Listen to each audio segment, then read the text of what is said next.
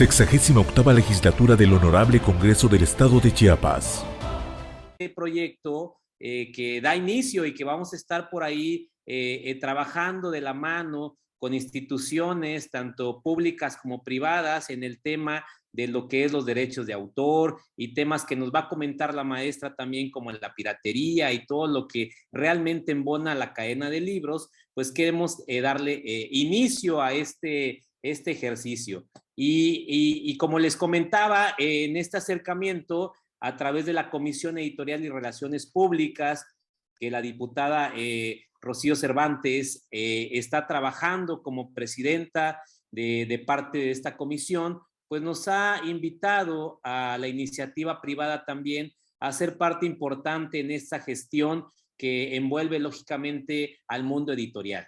Y en este primer ejercicio, para dar inicio por el tiempo y que por ahí se vayan conectando los demás participantes, me gustaría pues que podamos tener un video que nos manda la diputada Rocío en este ejercicio también, atendiendo algunos temas, pero no dejando de atender nos manda un video en donde nos invita y nos da un acercamiento en este primer ejercicio con Sempro. Entonces, si me permiten, podemos pasar el video. Hola, bienvenidos y bienvenidas. Soy la diputada Rocío Cervantes Cancino y estoy a cargo de la Comisión Editorial y de Relaciones Públicas del Congreso del Estado de Chiapas. Es un honor para mí darles la bienvenida a esta gran conferencia que abre el espacio al marco conmemorativo del natalicio de una de las figuras más importantes de mi estado y del país, la escritora Rosario Castellanos. Uno de los objetivos es poder trabajar en legislar en materia del fomento de la lectura y el libro, legislar en pro de las bibliotecas estatales, fomentar la propiedad intelectual y su legalidad y la protección de los derechos de autor.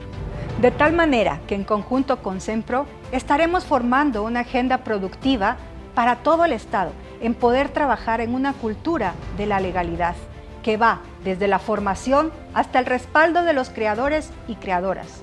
Hoy, dando el primer paso con esta magna conferencia, los derechos de autor como protección a la creatividad. ¿Cómo protejo mis obras literarias? Muy agradecida con la maestra Quetzali de la Concha, vicepresidenta de Sempro, que con su conocimiento y experiencia visualiza al sur con un simple objetivo, el abonar a nuestras escritoras y escritores. Gracias de nuevo y vean a Chiapas como un campo fértil en pro de los derechos de autor y autoras. Y me despido de ustedes con esta gran frase de mi escritora chiapaneca preferida. No es que el poeta busque soledad, es que la encuentra.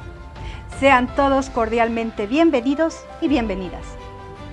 Uno de los puntos que estamos abonando, y no me deja mentir ahí la maestra Quetzali, la importancia que tiene también el sector privado en la elaboración de políticas públicas, y hoy por hoy consideramos que Sempro, este organismo, abona mucho a este tema, y de esta manera pues también agradecerle infinitamente a Gabriela Villa, de la directora general de Sempro, que con ella hemos estado trabajando en estos ímpetus, en estas alianzas, y que hoy por hoy traemos este tema de suma importancia. Entonces, si me permiten, me gustaría presentarles a la maestra Quetzali de la Concha.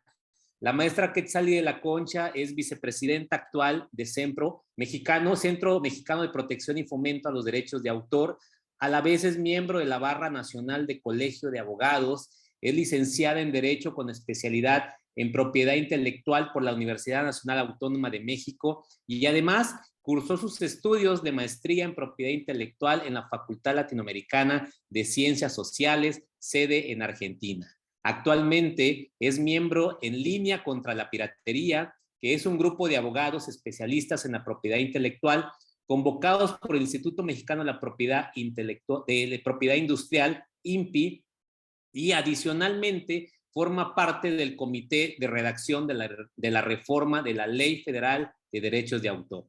Participó como ponente en la conversación y en el conversatorio Retribución a la Creatividad y Derechos de Autor, la copia privada, organizado por el presidente de la Comisión de Cultura y Cinematografía de la Cámara de Diputados. Y además ha regulado también y participado en mesas, seminarios y conferencias de derechos de autor, en eventos internacionales como es la FIL Guadalajara, la Feria del Libro de Buenos Aires, coloquios de la Universidad Nacional Autónoma de México y la Universidad Autónoma Metropolitana sobre acuerdos internacionales y propiedad intelectual. Además de lo anterior, ha impartido cursos sobre derechos de autor para la Cámara Nacional de la Industria Editorial Mexicana, el Tecnológico Nacional de México, el Instituto Tecnológico de Estudios Superiores de Monterrey y la Universidad Iberoamericana, entre otras. Es importante añadir que ha publicado en antologías, revistas académicas especializadas en México y diversos países de América Latina.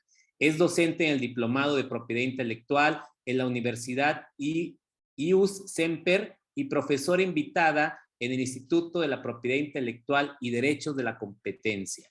Es colaboradora permanente en el Seminario de la Propiedad Intelectual del Instituto de Investigaciones Jurídicas de la UNAM y en la actualidad dirige el área legal y derechos de autor de, que más ni menos, de Penguin Random House Grupo Editorial, y además de ser la vicepresidenta de Sempro, Quetzali de la Concha preside la coalición por el acceso a la legalidad, a la cultura.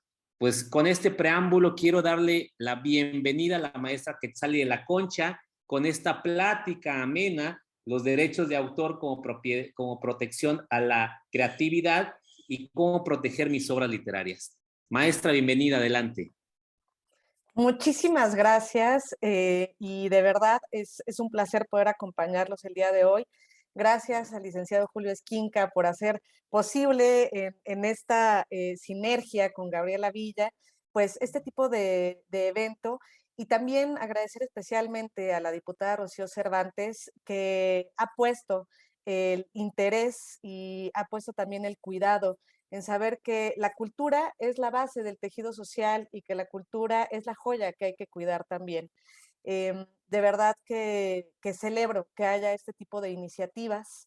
A veces todos requerimos de la cultura para la vida diaria, para la recreación humana, pero nos olvidamos de que hay que cuidarla y de que hay que procurarla y de que hay que respetar a los que la nutren día con día, como son los autores. Con lo cual, bueno, pues de verdad para mí es un placer y celebro enormemente que exista este tipo de iniciativa y estos espacios.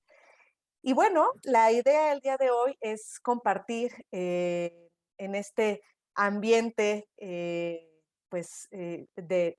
esta reunión, un ambiente flexible, un ambiente en el que yo quisiera también dar un tiempo al final para responder las dudas que se puedan llegar a presentar y poder compartirles de la manera más ligera posible un tema que, si bien es complejo, es un tema que todos deberíamos de conocer de una u otra manera y en cierto nivel.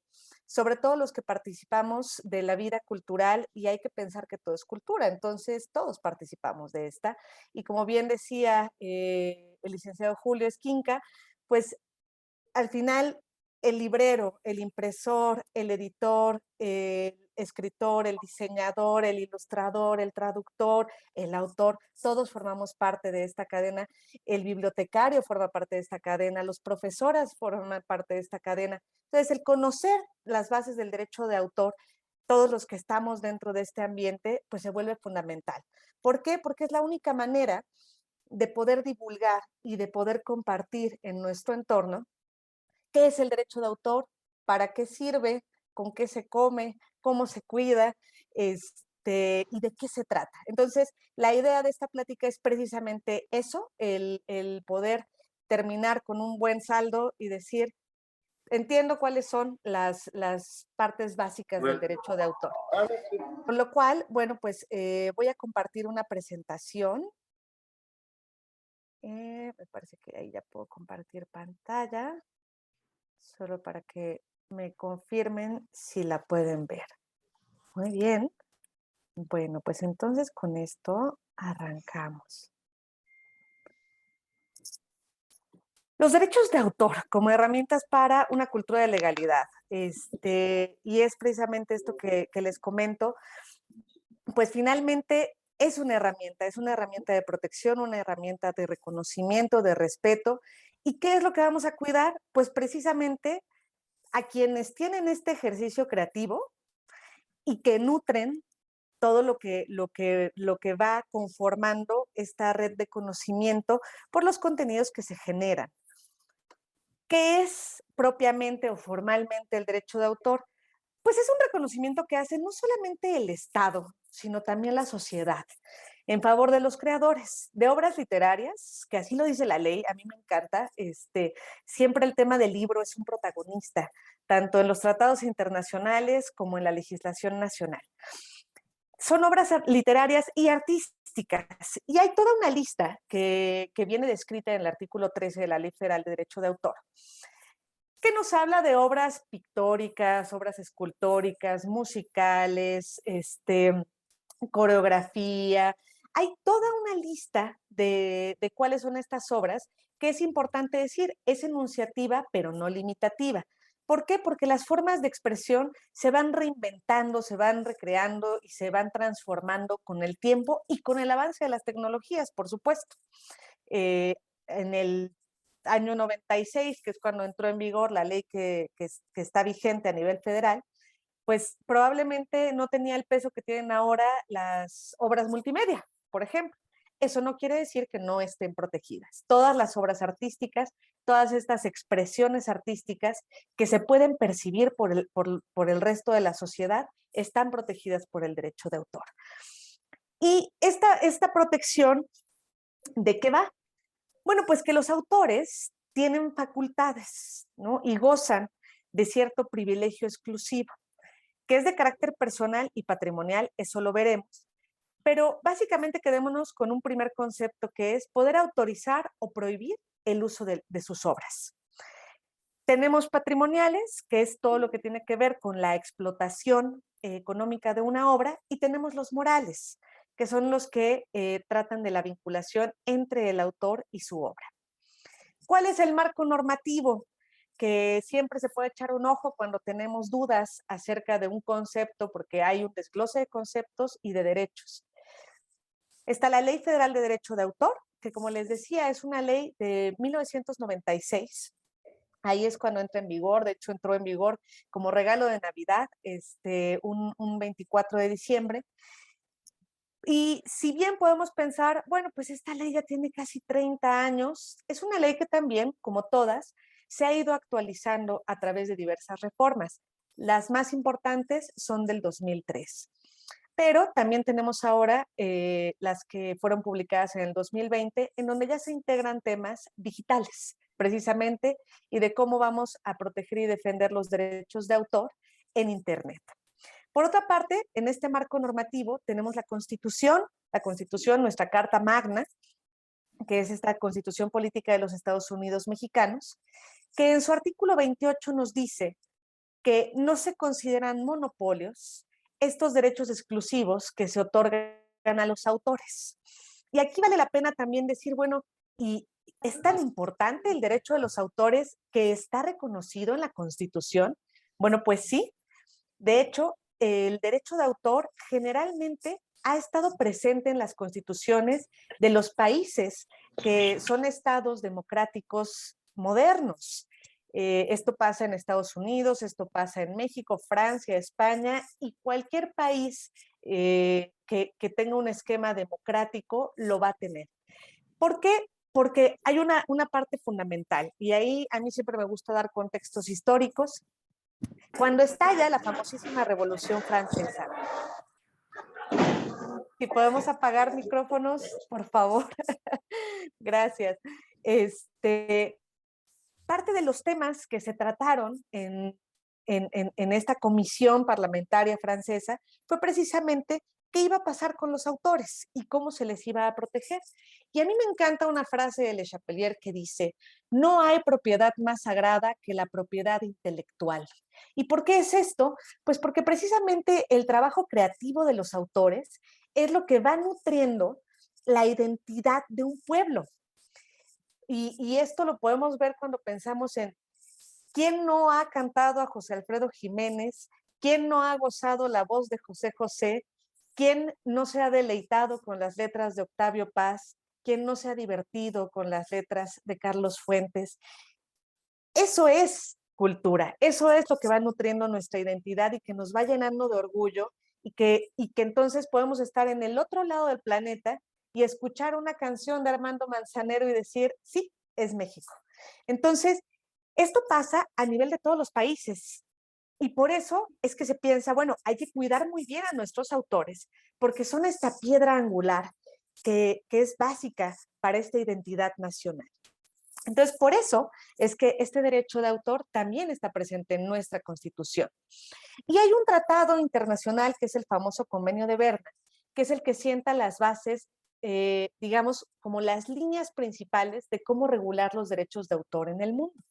Este Convenio de Berna fue, y hay que mencionarlo porque a mí me parece una historia fantástica, fue impulsado por Víctor Hugo y por otros artistas muy importantes de la época.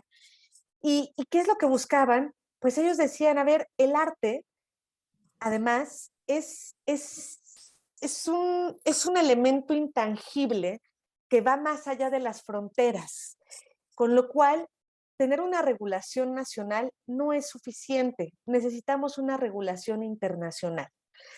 Y por eso es que surge el Convenio de Berna. También un problema que padecían a finales del siglo XIX, el Convenio de Berna es de 1886, era precisamente la piratería. Y sí, así como lo oyen. Ahora tenemos piratería digital y tenemos como otras variantes. Pero en aquel momento la piratería constaba de que se hacían impresiones no autorizadas en Holanda y en Estados Unidos de obras que estaban protegidas en España, en Francia, en los principados italianos, en Alemania. Entonces, pues lo que se buscó fue, bueno, tengamos una regulación que vaya más allá de las fronteras y del Atlántico.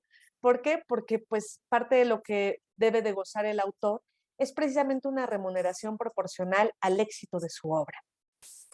¿Quién es la autoridad competente en México? Pues el INDAUTOR. El INDAUTOR, que es el Instituto Nacional del Derecho de Autor, que también es de los años 90, comenzó funciones como tal en 1994, porque antes era una oficina de registro que se encontraba en la Secretaría de Educación. En el INDAUTOR, pues encontramos ciertas funciones principales, que es el apoyo para solución de controversias, la función registral para el registro de obras y registro de contratos, el otorgamiento de ISBNs para quienes quieren realizar publicaciones y por supuesto, bueno, pues también hay una cuestión de consultas. Es bien importante la función del INDAUTOR porque además, pues hoy por hoy, es quien guarda la memoria de todas las obras que han sido registradas en este instituto. Tiene centralizada su oficina en la Ciudad de México, pero también tiene algunas oficinas de atención regional y ahora ha implementado, lo cual también hay que celebrar, y esto fue derivado precisamente de la pandemia por el COVID-19, ha implementado una serie de servicios en línea, lo cual, bueno, pues facilita tanto los trámites y por supuesto también ayuda a que económicamente no sean onerosos. Ahora bien, ¿qué protege el derecho de autor como género, como figura global legal? Pues precisamente el derecho de los autores, pero también otra figura que son los derechos conexos. ¿Qué son estos derechos conexos? Son los que protegen el producto de procesos y trabajos creativos de artistas, intérpretes, ejecutantes, productores de videogramas, de fonogramas y editores. Si nosotros vemos todas estas figuras que están protegidas por el derecho conexo, nos daremos cuenta que son aquellos ejercicios creativos que tienen como finalidad acercar la obra del autor al público. El intérprete canta la canción de un compositor. El artista, pues, puede ser que lleve a cabo la ejecución de una coreografía o el ejecutante puede ser que interprete la composición de musical de algún autor.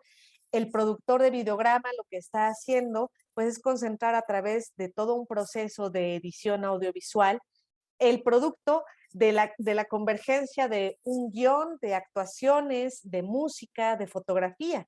El productor del fonograma lo que está haciendo es poder llevar a cabo ya una grabación y una edición profesional de una composición interpretada y ejecutada por diversos músicos. El editor del libro, ¿qué está haciendo? Bueno, pues está haciendo todo un trabajo de curaduría, de contenido literario, para poder concentrar los mejores contenidos y en la mejor versión para que lleguen a un público, además de pensar en cómo hacer que llegue a ese público a través de un libro editado. Ahora bien, ¿quién es el autor? Aquí nos vamos quedando con conceptos básicos. Es una persona física que ha creado una obra artística o literaria. Y por persona física nos referimos a un ser humano. Por eso es que hay una parte de intelecto humano y el carácter humanista a lo que me refiero en esta lámina es que hoy por hoy solo se reconoce como autor a los seres humanos. Hay una serie de cuestionamientos y preguntas acerca de si el elefante que pinta o el chimpancé que hace algún tipo de manualidad puede tener derechos de autor, pues al día de hoy no se reconoce como tal. Hay otra cuestión también que está muy en boga de la inteligencia artificial y hoy por hoy no se reconoce como derecho de autor porque de hecho detrás de la inteligencia artificial hay un autor de un software. Entonces, hasta ahora es el intelecto humano el que es la fuente de este resultado artístico. Hay una cuestión de creatividad. ¿Qué es lo que está aportándonos el autor? La expresión. Y en este paso me detengo un instante. Las ideas no son susceptibles de protección. Hay que expresar esa idea artística. Si se me ocurre una muy buena historia, entonces lo que hago es expresarla a través de una obra literaria. Si se me ocurre una melodía que parece que quiero dar a conocer, tengo que escribirla, tengo que grabarla, de alguna manera tengo que expresarla para que otras personas puedan percibirla. Si yo solamente me acerco uno de estos días a Gaby Villa y le digo, oye Gaby, tengo una gran historia en la cabeza. Gaby no sabe de qué va. Yo la tengo que expresar para que ella la conozca. Y para que quede protegida la tengo que plasmar. Hay que tener muy clara esta regla, porque a veces decimos, no, es que este libro que se publicó, yo ya había pensado en esa historia. Bueno, para estar protegidos hay que plasmar la obra. De hecho, eso es la parte fundamental. Muchos me preguntan, bueno, ¿y el registro es necesario? Yo diría que no es necesario, pero es aconsejable. ¿Por qué? Porque la protección de los autores es en el momento en el que plasman la obra. ¿Quiénes no son autores? Pues quien financia o aporta ideas o quien ejecuta. Entonces, esta parte de artistas, ejecutantes, ellos no son autores, son titulares de derechos conexos. Oye, pero yo soy la empresa que hizo el financiamiento para, bueno, pues muy bien la participación, pero eso no te da calidad de autor. Te da calidad, pues probablemente de alguien que quiso ser un sponsor, de alguien que quiso hacer posible que se pudiera publicar la obra, pero no de autor. Y este autor, una vez que plasma su obra, ¿qué derechos son los que se presentan? Les decía al inicio, pues los derechos morales y los derechos patrimoniales. En el caso de los morales, recordemos, es todo lo que vincula al autor con su obra. ¿Cuáles son estos derechos? Y que yo siempre digo son dos caras de la moneda en el derecho moral. Por una parte tenemos la cara, digamos, positiva, que es la divulgación, la paternidad y la integridad. Por divulgación, lo que queremos decir es que solo el autor puede decidir en qué momento da a conocer su obra. No lo puede decidir alguien más. De hecho, aunque yo envíe un manuscrito a un editor, yo le voy a decir si estoy de acuerdo en que ya se publique la obra, en que ya se divulgue, en que ya se dé a conocer. Esa es una decisión absolutamente personal del autor. La paternidad es el derecho del crédito, de reconocer quién es autor o autora de una obra. De la integridad, nadie puede modificar una obra más que el autor. Y entonces por eso pasamos a la cara que podríamos decir opuesta. Modificación, pues solo la puede generar el autor. Retracto es cuando ya se divulgó la obra, pero por alguna circunstancia personal, ideológica o de alguna otra índole, el autor decide que quiere retirar la obra. Esto puede suceder, por ejemplo, pues, si teníamos alguna idea política, por ejemplo, y después, pues, dicen que cambiar es de sabios. Bueno, pues sí, a veces se puede cambiar de opinión, es muy válido, y entonces puede ser que una autora diga, yo ya no quiero que ese libro que escribí hace 25 años, cuando yo tenía otras ideas, siga todavía disponible para el público. Yo lo quiero retirar. Y el repudio, que se presenta mucho ahora en Internet, porque es común que nos lleguen estas cadenas en donde, y entonces Vargas Llosa dijo, y nos ponen un texto, ¿no? Y tiene que salir a veces el autor a decir, oigan, ese texto no es mío. Entonces lo que hago es repudiar el crédito que me están dando, porque ese texto, esa canción, esa pintura no es mía. Esos son los derechos morales, que son derechos además intransferibles, son inembargables y no perecen, son derechos que son perpetuos. Prueba de ello es que, por ejemplo, a la obra de Don Quijote le seguimos dando el crédito a Miguel de Cervantes Saavedra. Han pasado siglos y, sin embargo, seguimos reconociendo esa paternidad, esa vinculación y ese crédito.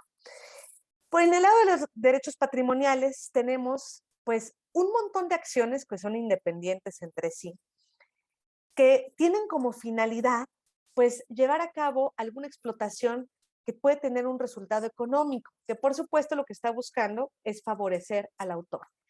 Dentro de esto se encuentra la reproducción, la publicación, edición, fijación material, comunicar al público, transmitir públicamente una obra, distribuir una obra, transformarla o divulgarla, ¿no?, en obras derivadas. Aquí hago también un paréntesis. No es lo mismo transformación que modificación.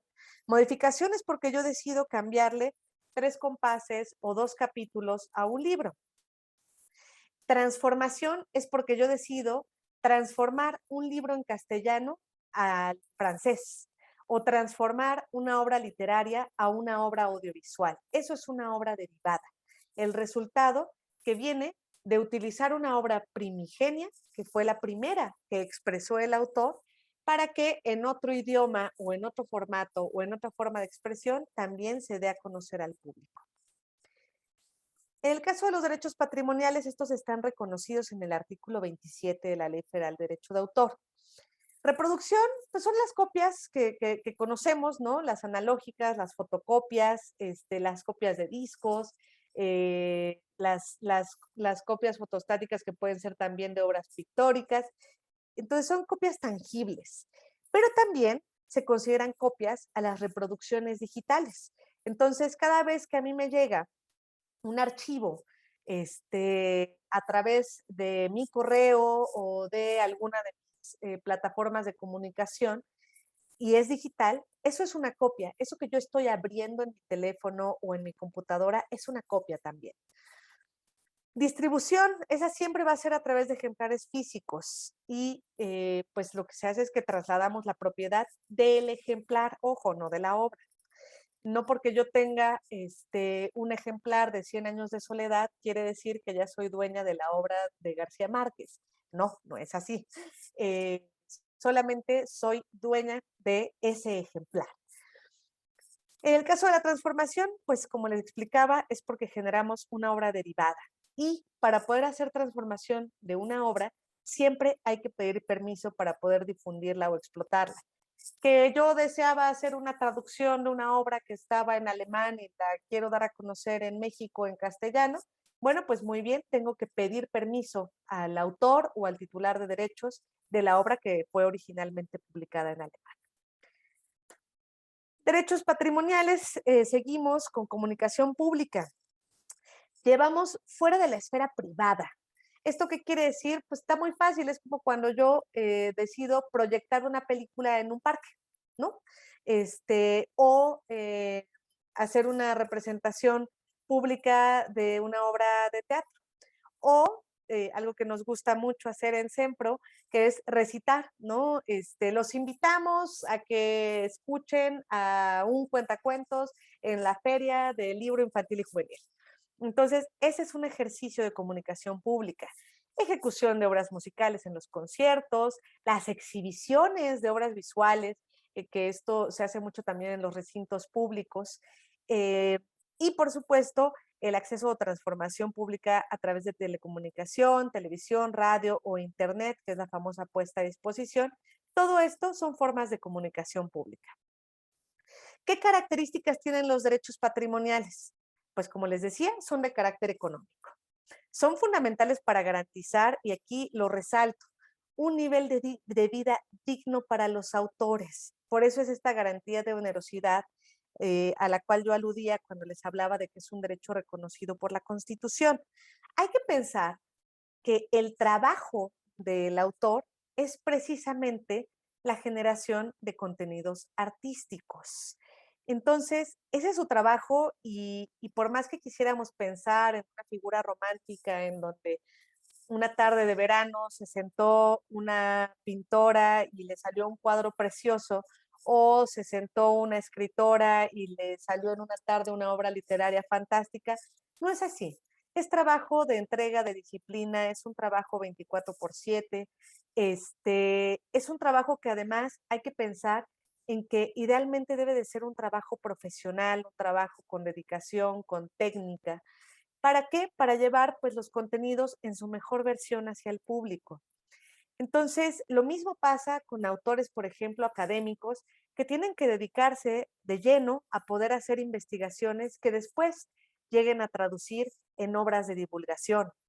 Entonces, si los autores no pueden vivir de este trabajo, si no pueden acceder a un nivel de vida digno por una remuneración a su trabajo, pues difícilmente podrán seguirse dedicando a esa actividad artística. Son derechos independientes entre sí. Si un autor me dio derecho de publicar una obra y reproducirla en ejemplares, pues eso no quiere decir que me dio derechos para ponerla a disposición en Internet. Hay que tener mucho cuidado con eso y ver exactamente para qué nos da permiso el autor o la autora, ¿no? No son embargables ni se pueden dar en garantía.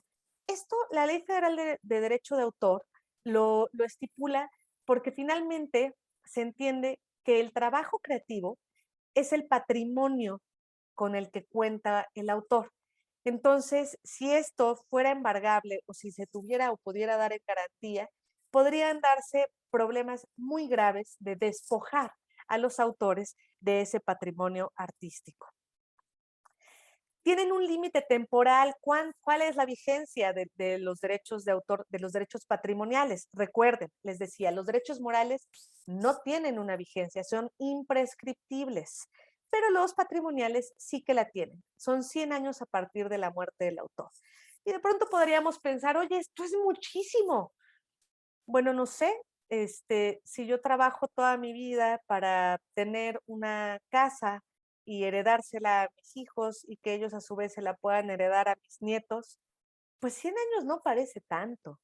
Al final hay que pensar en que estos derechos patrimoniales son eso, son el patrimonio que el autor además le puede dejar a sus familiares o a sus herederos, que son pues los que podrán gozar de estas remuneraciones durante estos años a partir de la muerte del autor. Además, es un mecanismo de control de la obra, el decir, yo te puedo autorizar o prohibir reproducirla, transmitirla, distribuirla, ponerla a disposición. Claro, es un mecanismo de control porque si no existiera ese control por parte del autor, pues tal vez nadie le pagaría, ¿no?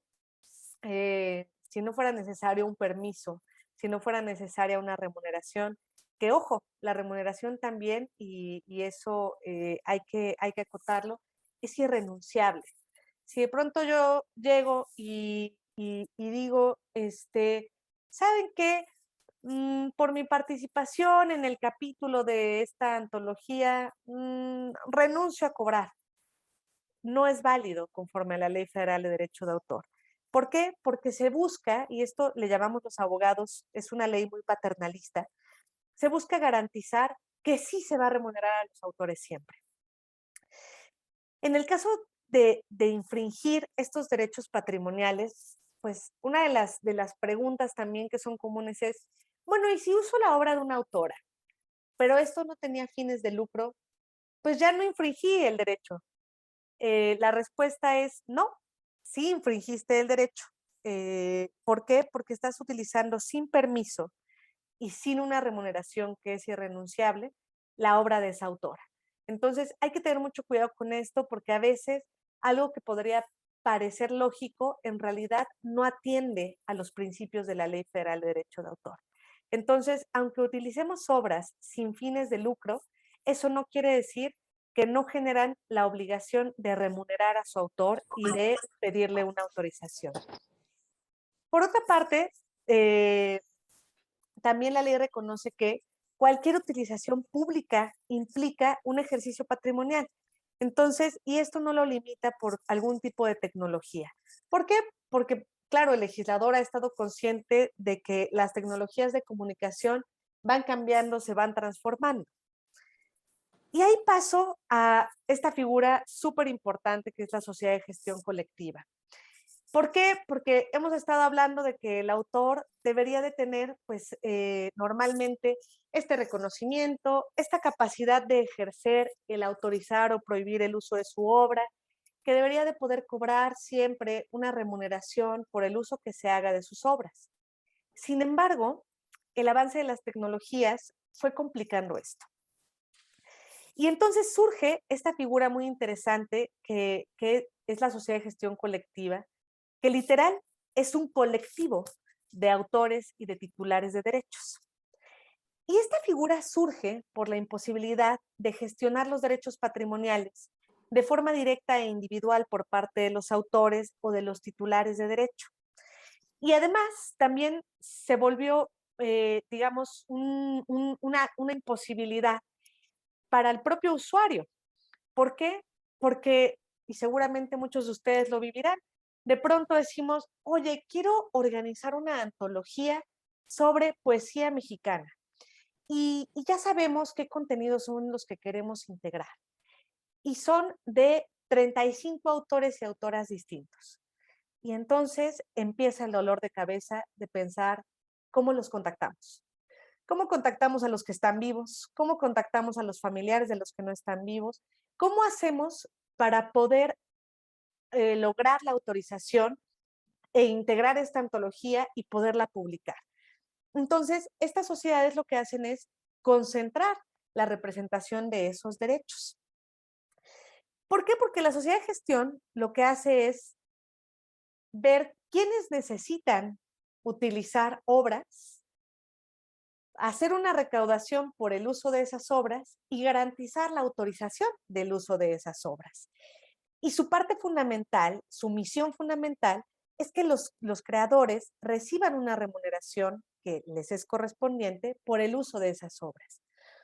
Entonces, hay determinados tipos de uso en donde sería imposible material y humanamente para los autores. Por ejemplo, la difusión de obras por radio, por televisión o por internet, o las licencias a bibliotecas o centros de copiado. Estamos hablando de que es una atomización de usuarios que pueden estar además en diversos lugares del país o del mundo. De hecho, estas sociedades de gestión colectiva surgieron inicialmente por la música. ¿Por qué? Porque se inventó el fonógrafo. Y entonces ni el compositor sabía dónde se estaba reproduciendo su composición y los músicos no sabían dónde se estaba escuchando la reproducción de su ejecución. De ahí es que, ay, si podemos apagar ese micrófono.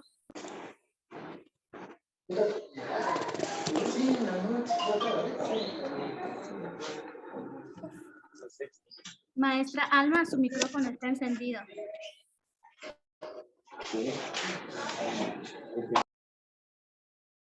Muchas gracias. Ahora bien, ¿cuál es la naturaleza de estas sociedades? Pues eso, son legalmente constituidas a, a partir de una figura que está estipulada en la Ley Federal de Derecho de Autor. No tienen fines de lucro, solo tienen fines de representación y de recaudación. ¿Para qué? Para poder hacer una distribución entre los autores. Tiene una función social, esto lo especifica la Ley Federal de Derecho de Autor. Toda sociedad de gestión colectiva, sea de música, sea de fotografía, sea de arte pictórico o sea de libros, como es el SEMPRO, tienen una función social. ¿Por qué? Porque también hay que tomar en cuenta que generalmente el trabajo artístico no viene acompañado de, de cuestiones de derechos sociales, de seguro social, por ejemplo, de prestaciones. ¿Por qué? Porque es un trabajo individual, generalmente solitario, en el cual, bueno, pues los autores no acceden a este tipo de prestaciones. Con lo cual, la sociedad de gestión colectiva lo que hace es, pues a través de esta fuerza colectiva, poder ayudar y apoyar en cuestiones de salud, en cuestiones de acompañamiento, hasta para el retiro. Esto sucede con los actores que han logrado tener en diversos lugares del mundo sus casas de retiro. Esto también pasa, por ejemplo, con cuestiones de función social, como el poder dar lentes, algo que suena tan sencillo, pero que a veces es imposible para muchos autores, la cuestión de gastos médicos, en fin, esa función social es una parte fundamental de la actividad de una sociedad de gestión colectiva.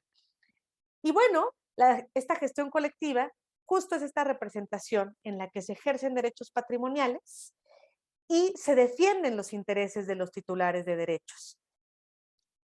¿Cómo se llega a poder hacer o realizar esta gestión?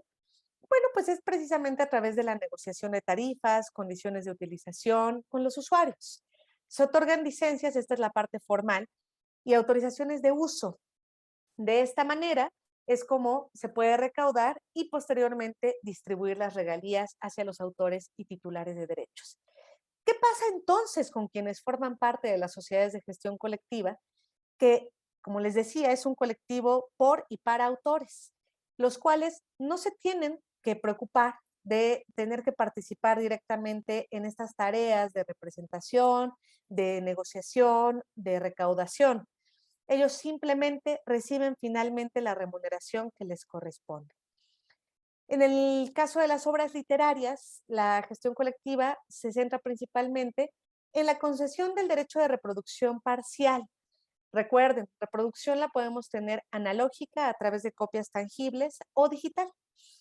Y son licencias que las organizaciones se encargan de administrar para su otorgamiento y posteriormente para el cobro de la remuneración y el reparto de esta recaudación hacia los titulares de derechos. ¿Cuáles son los alcances que tienen estas licencias? Bueno, pues precisamente la reproducción analógica parcial de las obras que son protegidas a través de las fotocopias e impresiones. ¿Por qué? Porque a veces llevamos el ejemplar a la máquina fotocopiadora, pero a veces lo que hacemos es abrir de algún repositorio digital el archivo para poder imprimirlo. Por otra parte, la digitalización de las obras también, como puede ser el escaneo o el almacenamiento parcial en dispositivos, también está dentro de los alcances de la licencia. ¿Qué pasa? Si ustedes se dan cuenta, tanto la reproducción analógica como la digital son parte del día a día de la vida académica, de la vida de una biblioteca, de la vida de un centro de estudios, de la vida de un centro de investigación. Yo siempre digo que cuando yo era estudiante, hubiera sido imposible comprar el libro de cada referencia bibliográfica que me encargaban en cada materia. Es humana, física y económicamente imposible. ¿Qué necesitaba yo? Pues yo necesitaba solo el capítulo específico sobre derechos de autor, el capítulo específico sobre derecho familiar, el capítulo específico sobre derecho bancario, pero no el libro completo. ¿Por qué? Porque así es como funciona la educación. La educación y parte de la tarea de los profesores es precisamente irnos guiando en las bibliografías para decir, lee este capítulo, analiza este apartado. Entonces, estas licencias lo que hacen es facilitar esta función y esta vida académica que requiere de estas reproducciones parciales. Lo que está sucediendo es que se tiende un puente. ¿Para qué? Para que sean posibles los usos que son requeridos y necesarios por los recintos académicos y a su vez que se respeten estos derechos constitucionales, estos derechos patrimoniales de los autores y que los autores puedan acceder a una remuneración que les posibilite seguir dedicándose a ser autores. Entonces, al final, pues es un círculo virtuoso. ¿Qué más hacen las sociedades de gestión? Pues desarrollan esquemas para facilitar estos usos de los que estamos hablando, secundarios o parciales. Son un medio de comunicación muy eficiente entre usuarios y titulares de derechos. Les decía, en el ejemplo de organizar una antología, pues qué dolor de cabeza ponernos a averiguar el contacto y la titularidad de 35 autores distintos. A través de una sociedad de gestión colectiva es una sola comunicación, un solo punto de contacto que nos va a facilitar y nos va a otorgar una licencia que nos va a acreditar que todas las obras que vamos a incluir en esa antología están debidamente autorizadas. Y por eso, bueno, pues gestionan este otorgamiento de licencias. Y esto, como les decía, pues genera este mecanismo de equilibrio, este círculo virtuoso para garantizar la creación y el sustento de la creación de obras creativas y el sustento de sus autores. Entonces, pues esta es una forma, ¿no?, de expresar gráficamente, pues que al final es como un engranaje virtuoso en el cual, ¿qué queremos? Queremos accesibilidad, queremos uso por parte de las instituciones educativas, de las bibliotecas, de las cadenas comerciales, de los centros de copiado. Al mismo tiempo, a través de, nos centramos en el ejemplo de los libros con el SEMPRO, pues queremos que los autores y los editores puedan continuar con su función creativa, con su generación de nuevos contenidos, con su actualización de contenidos. Porque de pronto, imaginemos que un editor académico de manuales de desarrollo de software o de manuales médicos quiebra porque pues no se le remunera por su trabajo, no se venden sus libros, no se le paga por la reproducción parcial de los contenidos de sus libros especializados y por lo tanto el autor que trabajaba con ese editor ya no se puede dedicar a eso porque pues no puede pagar la renta y no puede pagar sus gastos. Los autores también tienen familia. Si estos dos, este engranaje desaparece, ¿qué pasa? Que ya no tendremos actualización de esas obras, lo cual es gravísimo. Si no actualizamos obras médicas, si no actualizamos obras técnicas, si no actualizamos obras jurídicas, eso finalmente pues va a generar un estancamiento y un atraso para el otro engrane, para el de las instituciones educativas. Entonces, por eso es que si logramos mantener un círculo virtuoso en un halo de respeto, en un halo de reconocimiento al trabajo creativo y en una cuestión de ganar a través de este reconocimiento de los derechos patrimoniales que se hace posible y se facilita a través de una sociedad de gestión colectiva como el SEMPRO, pues todos los engranes funcionan, todo está en equilibrio y tenemos eso, un sistema de un círculo virtuoso de uso y de remuneración. Y bueno, pues les agradezco muchísimo. Esto fue de manera tal vez pues muy acelerada, pero de verdad que espero que con esta breve exposición pues tengan algunos de estos conceptos básicos para entender el derecho de autor, su rama moral, su rama patrimonial y la figura de la sociedad de gestión colectiva como un agente fundamental para que el trabajo de los autores siga siendo sostenible. Aquí también, bueno, pues les proyecto los datos de contacto de Gabriela Villa, que es la directora general de nuestro Centro Mexicano de Protección y Fomento de Derechos de Autor, que es una sociedad de gestión colectiva.